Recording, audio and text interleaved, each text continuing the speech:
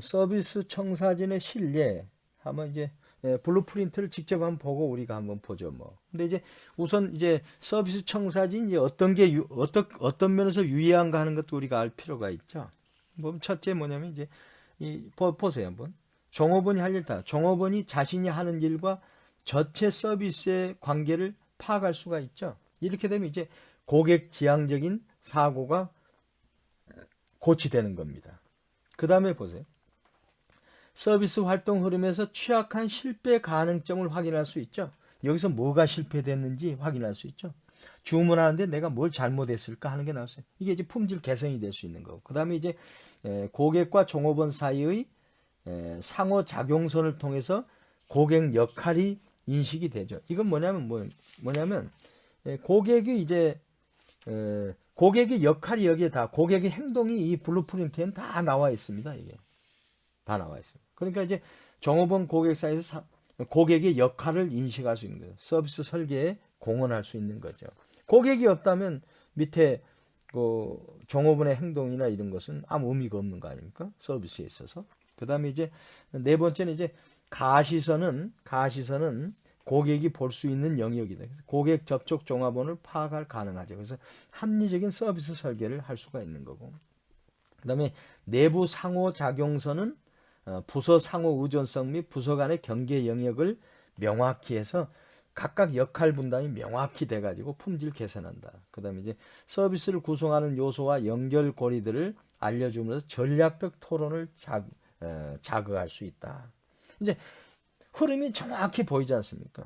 서비스 각 요소에 투자된 원가, 이익, 자본 등을 확인하고 평가하기 위한 기반을 제공한다. 그래서 서비스 평가 한번 피자 전문점을 한번 보시죠. 뭐. 여기에 맨 상단에 고객의 행동이 있죠.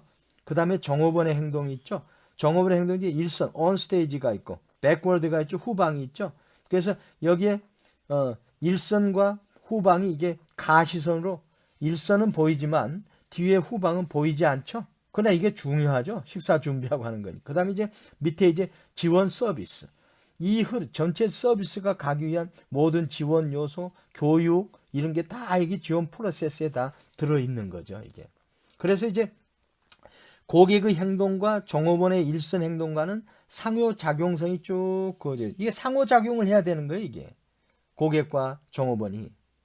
그렇지 않습니까? 그 다음에 이제 종업원 행동에 있어서 일선과 후방 종업원들이 내부 상호작용선이 있어요, 이게. 내부 상호작용선.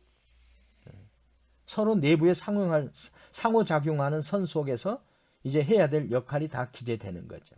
그 다음에 이제 일선 후방 사이에 가시선이 있습니다. 이건 뭐냐면 이제 고객한테 보이는 거예요. 여기까지만 보이는 거죠. 나머지는 다 후방에서 다 이루어지는 거죠. 그래서 이제 고객이 먼저 입장을 합니다. 그럼 이제 접객 인사를 하고 좌석 안내를 하겠죠. 그럼 이제 거기에 고객이 착석을 하죠. 각각 요소에 MOT가 있는 겁니다. 그 다음에 이제 메뉴판을 이제 보고 메뉴판을 뭐 할 건가 주문을 하는 거죠. 그럼 이제 주문 접수를 이제 또 종업원한테 합니다. 그럼 이제 주문 접수하고 나면 이제 음료수를 전달해 주겠죠. 그럼 이제 피자가 준비됐으면 또 이제 주문한 대로 피자가 도착되고, 그 다음에 이제 식사가 도착하고 계산하고 식사를 하고 계산을 하는 거죠. 그럼 식사하고 계산하고 떠났는데 이제 그럼 이제 테이블 정리를 또 하고 식사 요금 계산을 하고, 이게 다 이제 신용 포인트 카드 처리 시스템에 의해서 다 운영이 되는 거죠. 이거 전체를 보면 내가 이 서비스에서 내 역할이 행동이 이거고 고객은 이렇게 하고 여기서 고객과 접점에 있어서 어떤 게 MOT로서 만족도를 줬는가 하는 게 다 파악이 될 수가 있겠죠.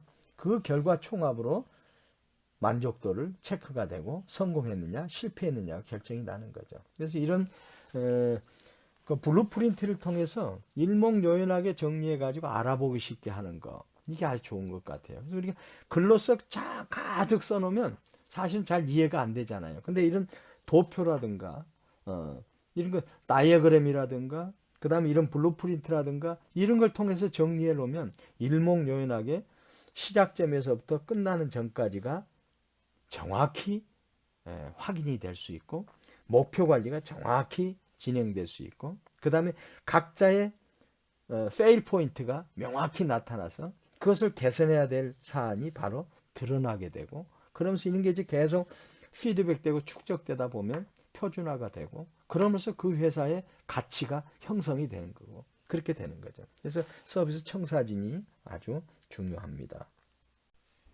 이제 서비스 청사진 어떻게 작성하는가.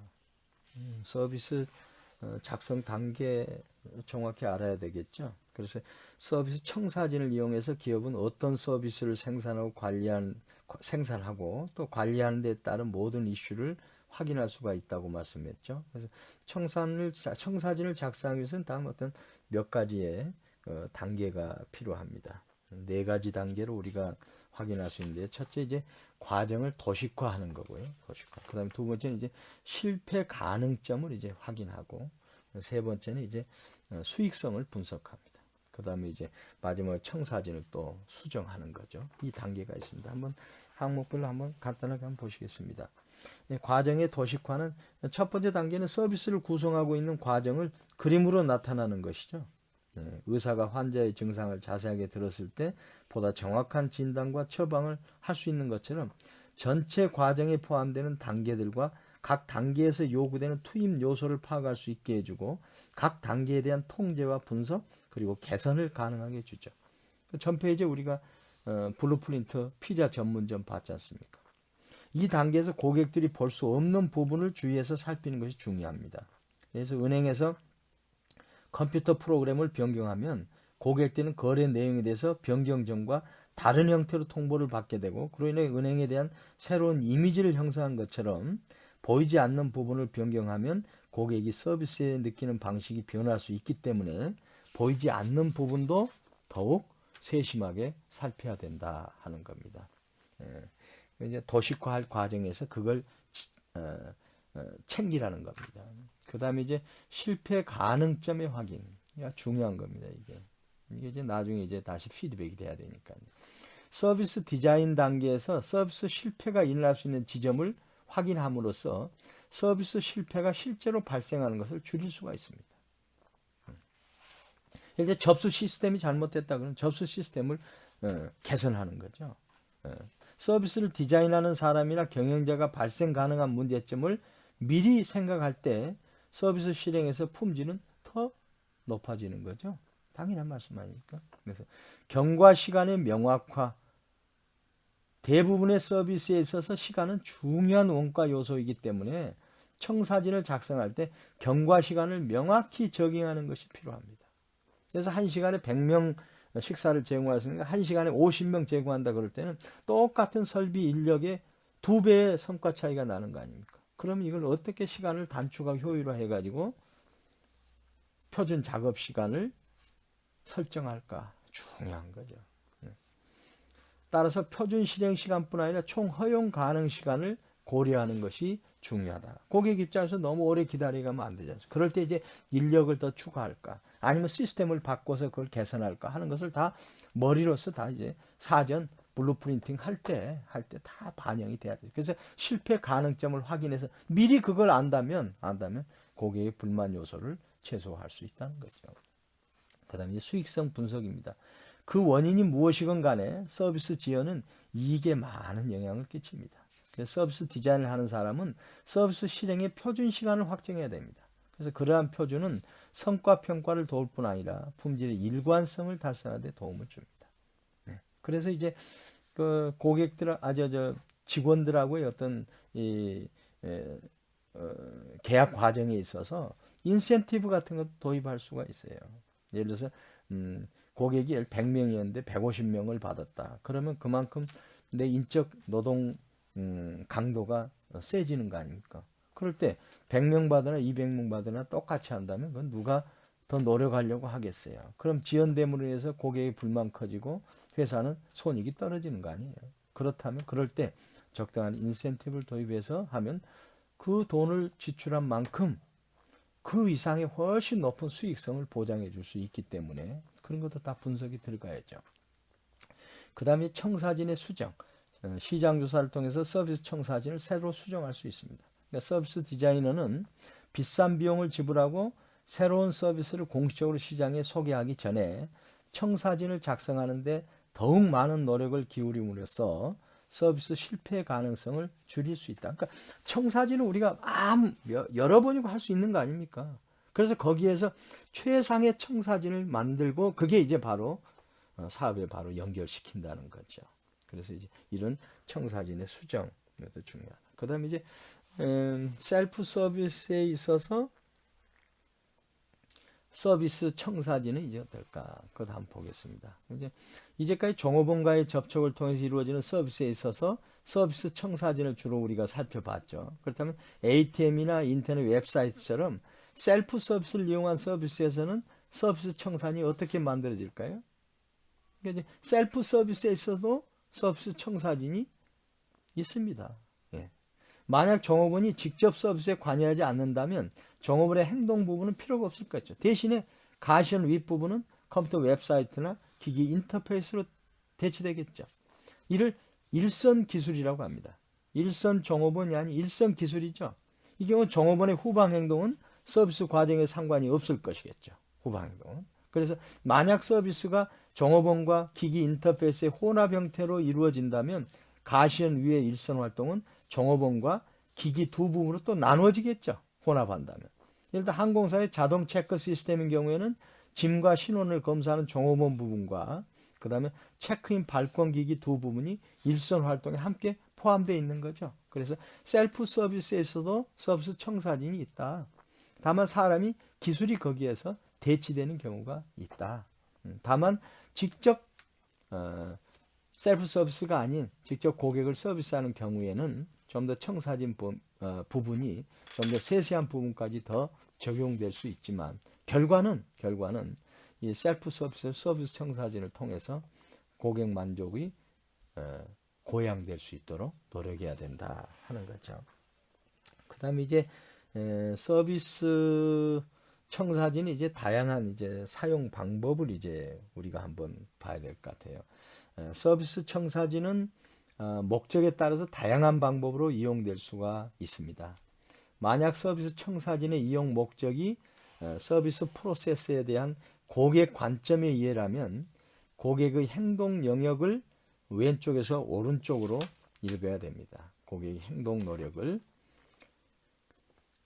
고객에 의해서 서비스가 어떻게 시작되었는가, 고객은 어떤 선택을 하였는가, 고객이 서비스에 얼마나 많이 과했는가 등을 물을 수가 있겠죠.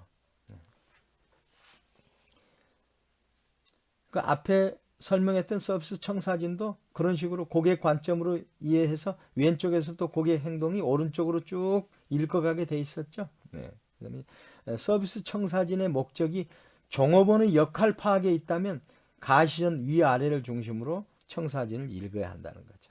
그러니까 이제 고객의 관점의 이해라면 위에 고객의 행동 부분에 대해서 중점적으로 보고 그 다음에 종업원의 역할 파악이라면 가시전 위아래를 중심으로 청사진을 읽어야 한다 이런 얘기입니다. 서비스 프로세스가 얼마나 합리적이고 효율적이고 효과적이었는가, 누가 언제 어떻게 고객과 상호작용을 하였는가, 고객이 한 사람에 전담되었는가 아니면 여러 사람을 거쳐갔는가 등을 확인할 수 있고 물을 수가 있는 거죠.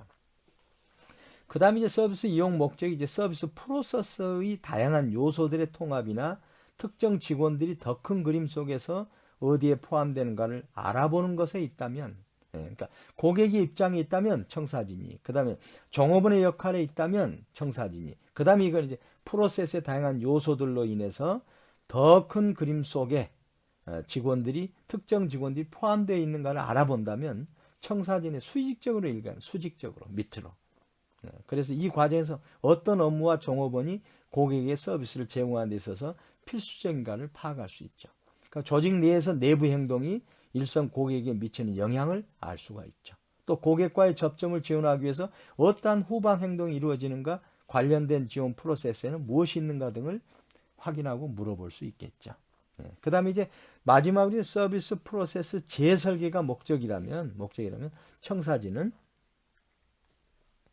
프로세스의 복잡성을 평가하고 변화 방향을 모색해야 되겠죠. 그리고 고객 관점의 변화가 종업원과 내부 과정을 어떻게 변화시킬 수 있으며 반대의 경우는 또 어떠한지 평가해야 되겠죠. 그래서 청사진은 또한 전체적인 효율성과 생산성을 평가하고 잠재적 변화가 시스템에 어떤 영향을 미칠지 평가하는데 사용될 수 있으며 중요한 건 서비스 실패 가능점, fail 포인트와 병목점, 바틀렉을 파악하고 이를 개선하기 위해서 이용할 수 있다. 그래서 서비스 청사진은 매우 유용한 방법으로 고객의 행동 관점도 좋고 또 직원들의 역할 중심도 좋고 또 내부 시스템 운용 측면에서도 좋고 그 다음에 이제 프로세스 재설계하는 데 있어서도 이 블루프린트는 다양하게 활용되고 사용되고 유용하게 이용되고 있다 하는 것을 우리가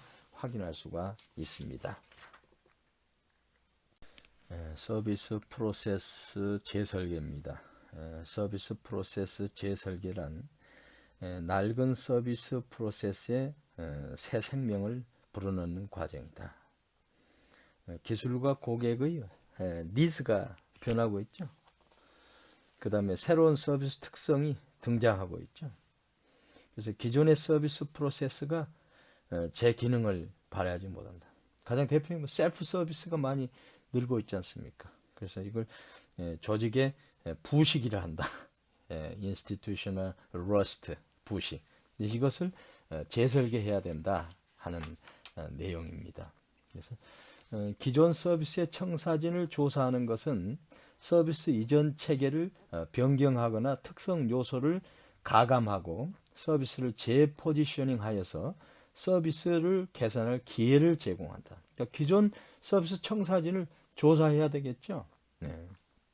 그 다음에 서비스 프로세스의 매니저는 생산성과 서비스 품질을 동시에 향상시킬 수 있는 기회를 찾아야 된다.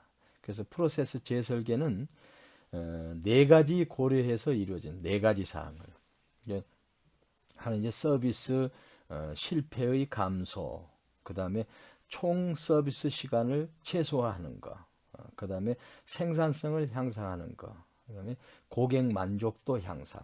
아주 기본이죠. 그래서 저희가 서비스 실패를 감소해야 되죠, 첫째. 그 다음에 이제 서비스 총 시간을 최소화해야 돼요. 왜? 시간이 돈이니까요. 그 다음에 이제 생산성 향상, 기업 측면, 고객 만족도 향상, 고객 측면에 고려된다. 그래서 이제 서비스 프로세스 재설계를 위한 노력 방안에 이제 5가지 예가 있는데 그 자료를 보면서 한번 보겠습니다. 첫째 이제 가치 창출에 기여하지 않는 단계의 제거. 가치 창출이 제일 중요한데 거기에서 기여하지 않는다면 제거해야 되겠죠. 그래서 서비스 과정 내의 가치 창출에 집중함으로써 서비스 과정을 간소화할 수 있다. 예를 들어서 렌트카 이용 고객은 차량 대여 시에 문서 기입 절차나 반환 차량의 점검 등을 성가신 과정으로 생각한다. 그래서 서비스 프로세스 재설계는 이런 가치 창출에 도움을 주지 않는 과정을 제거하는 과정이다. 이러한 노력의 결과로 생산성과 고객 만족이 높일 수 있다. 그 자료에 나와 있죠. 그래서 기업 혜택은 효율성 향상, 생산성 상승, 고객별 서비스 제공의 차별화. 고객은 효율성과 속도가 상승되고 고객부터 기업으로 업무가 전가되고 고객별 서비스가 가능하고. 그래서 이제 이 문제점은 뭐냐면 효과적이고 원활한 실행을 위해서는 고객과 직원의 교육도 필요하다. 가치 창출에 기여하지 않는 단계를 제거하라 이겁니다. 서비스 프로세스 설계. 그다음에 이제 두 번째는 이제 셀프 서비스로 전환하는 겁니다. 셀프 서비스 도입은 생산성을 향상시키고 서비스 품질 향상에도 크게 기여를 하죠. 그래서 이제 페덱스 같은 경우도 사실은 전화 주문의 50%를 인터넷 홈페이지 주문으로 유도해 가지고 2만 명 이상의 고용 절감을 이룰 수가 있었습니다. 그래서 셀프 서비스는 기업으로는 뭐야? 비용이 감소되죠. 생산성이 감소될 수가 있죠. 기술에 대한 평판이 상승하죠. 그 다음에 이제 차별화가 가능해지죠. 그 다음에 이제 서비스 속도가 상승되죠. 고객한테는. 접근성이 상승되고 비용이 절감하고 통제력이 증대되고. 그래서 이제 고객이 역할 수행을 위한 준비가 필요하죠. 셀프 서비스에는. 그 다음에 관계 형성을 위한 대면 기회가 부족하다는 한계점이 있고 피드백이 부재한다는 한계점이 셀프 서비스로는 있을 수가 있죠. 그래서 이제 셀프 서비스는 기업으로서는 비용 감소입니다. 그 다음에 이제 차별화. 생산성은 다소 기계로 하니까 감소할 수가 있겠죠. 어떻게 이제 셀프 서비스 전환할 때 고객층이라든가 이런 고객의 니즈를 정확히 파악한 상태에서 셀프 서비스로 전환이 돼야 되겠죠. 그럼 세 번째는 이제 서비스를 고객에 직접 전달하는 겁니다. 고객이 이제 서비스 기업을 찾아오게 하는 게 아니라 서비스를 고객에 직접 가져다 준다면 고객의 편의성을 증대시킬 뿐만 아니라 점포의 비싼 위치 비용을 제거해서 생산성을 높일 수 있겠죠. 그러면 위치적 한계를 극복합니다. 기업으로서는. 고객 기반을 확장하는 거고, 그다음 차별화하는 겁니다. 그다음 고객은 이제 편의성이 증대되고 접근성이 증대되죠. 다만 이때 한계점은 물류 비용이 증가되고 비용이 증대되고 또 이렇게 함으로 인해서 신뢰도가 필요한 거죠. 이 한계점을 극복해야 서비스를 고객에 직접 전달할 때 기업 혜택과 고객 혜택이 플러스로 작용할 수 있는 거죠. 그 다음에 이제 일괄 서비스가 있습니다. 하나의 고객 집단에게 다양한 서비스를 하나로 묶어서 제공하는 겁니다. 일괄 서비스는 특정 고객 집단에게 맞추어진 서비스로 거래 비용을 줄이고 신속한 거래를 가능하게 해서 생산성을 향상시킵니다. 일괄 서비스 차별화가 가능하겠죠. 또 고객이 보존되고 고객당 서비스 비용이 증대되겠죠. 고객 입장은 편의성이 증대되고 고객별 서비스가 혜택을 받겠죠. 근데 표적 고객에 대한 광범위한 이해가 필요합니다. 그래서 비경제적으로 인지될 수 있다는 한계점이 있죠. 그러니까 하나의 서비스만 받던 고객에게 여러 가지 서비스를 패키지로 묶어서 제공한다는 것. 그것도 이제 서비스 프로세스 재설계의 하나의 중요한 어떤 방안일 수가 있죠. 그러나 이것도 마찬가지입니다. 환경을 보고 그다음에 고객을 분석하고 그다음에 이 기업의 내부 역량을 분석하고 다 종합적으로 분석한 다음에 이런 액션을 취해야 되는 사안이죠. 마지막에 서비스 프로세스의 물리적 측면의 재설계. 서비스 프로세스의 물리적 특성에 중점을 두는 것으로 서비스 경험을 향상시키기 위하여 서비스 설비와 기구를 정비하는 것이다. 이를 통해서 편리성과 생산성을 향상시키고 고객 만족을 높인다. 그러니까 프로세스의 물리적 측면이라는 건 이제 설비라든가 기구 이런 거죠. 그걸 이제 새로운 기구를 도입한다든가 새로운 설비를 이용한다든가 하면 훨씬 효율적인 서비스를 행할 수 있겠죠. 예를 들어서 세차 서비스만 해도 새로운 기기를 도입하게 되면 표면에 기스가 나지 않으면서 또 시간을 절약하면서 고객의 만족을 주는 서비스를 얼마든지 할 수 있는 거죠. 그런 것을 이제 기술이 발전함으로 인해서 물리적 측면을 재설계해야 된다는 거죠. 그럼 이제 서비스 프로세스 물리적 측면을 재설계하게 되면 직원도 이제 서비스를 이행하는데 훨씬 수월하니까 만족도가 상승하겠죠. 그 다음에 이제 생산성이 향상되겠죠. 또 다른 경쟁사와의 어떤 차별화 포인트가 또 될 수 있고 이 고객 입장에서는 편의성이 증대되고 기능이 향상됨으로 인해 가지고 만족도가 높아지고 그 다음에 흥미가 또 유발되겠죠. 그러면서 또 재구매가 발생이 되는 거죠. 그래서 이제 근데 모방이 쉽다는 한계점이 있습니다. 이런 기구나 설비를 하는 것은 다른 회사도 금방 따라한다는 거죠. 그다음에 이제 비용이 많이 필요하죠. 비용이. 그다음에 이제 고객의 기대 심리가 상승해 가지고 오히려 부가적인 더 큰 많은 서비스를 잡다하게 요구할 수가 있다는 거죠. 이런 한계점을 잘 파악을 해 가지고 서비스 프로세스를 이 5가지의 노력 방안을 통해서 재설계를 하면 어떻게 보면 서비스 재구매가 일어나면서 기업도 이익 측면에서 상승이 되고 그 다음에 고객 차원에서도 고객 만족도가 높여진다. 그래서 제가 이제 서비스 프로세스에 대해서 지금까지 해왔는데 어떻게 보면 상식적인 내용이죠. 그러나 이 서비스 프로세스가 아주 중요하다는 걸 우리가 느꼈지 않습니까? 가장 핵심되는 건 뭐죠? 서비스 프로세스 과정 중에 누가 있다고요? 고객이 있다고요. 고객이. 그게 일반 제품 서비스하고 마케팅하고 다른 개념이죠. 그러다 보니까 고객의 입장에 모든 것을 천착해야 되는 거죠.